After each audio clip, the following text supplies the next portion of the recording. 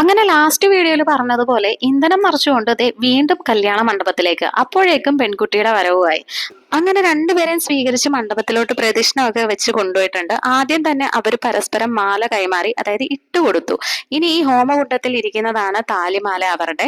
അത് ഈ കരിമണിമാല പോലാണ് കേട്ടോ അവരുടേത്. നമ്മളുടെ പോലെ ചരടല്ല കിട്ടുന്നത്. വെള്ളം നിറച്ച കിണ്ടിന്റെ മുകളിൽ തെങ്ങിൻ പൂക്കലും തേങ്ങയൊക്കെ വെച്ചിട്ടുണ്ട്. അതിന്റെ മുകളിലാണ് ഈ താലിമാല വെച്ചിരിക്കുന്നത്. അപ്പം ആ ഒരു കാര്യം അവർ അച്ഛനും അമ്മയും മുതിർന്നവരും എല്ലാം കൂടിയും അതിനകത്തെ വെള്ളം ഇവർ രണ്ടുപേരെയും കൈ കോർത്ത് പിടിച്ചിട്ട് ഒഴിച്ചു കൊടുക്കും.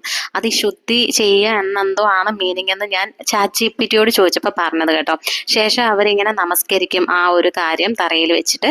അത് കഴിഞ്ഞ് പ്രദക്ഷിണമൊക്കെ ചെയ്ത് വരുമ്പോഴത്തേക്ക് പണ്ഡിറ്റ് അവർക്ക് ഇരിക്കാനുള്ള പീഠമൊക്കെ തയ്യാറാക്കും.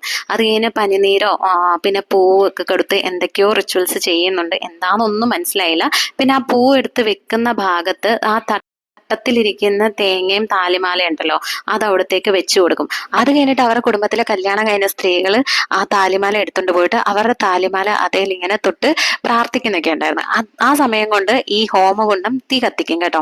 അപ്പൊ അത് കഴിഞ്ഞിട്ടാണ് താലിമാല കൊണ്ട് പണ്ഡിറ്റിനൊക്കെ കൊടുക്കുന്നത്. കഴിഞ്ഞിട്ട് പണ്ഡിറ്റ് ഇതെടുത്ത് കൊടുക്കും. നമ്മൾ നോർമലി ഇവിടെ താലി കെട്ടുന്ന പോലെ തന്നെ താലി കെട്ടും. പക്ഷെ ആ സമയത്ത് നമ്മൾ പൂവൊക്കെ അല്ലേ നമ്മുടെ നാട്ടിൽ ഇങ്ങനെ താലി കെട്ടുന്ന സമയത്ത് ഇങ്ങനെ ഇട്ട് കൊടുക്കുന്നത്. അവിടെ പക്ഷെ അരിയാണ് കേട്ടോ.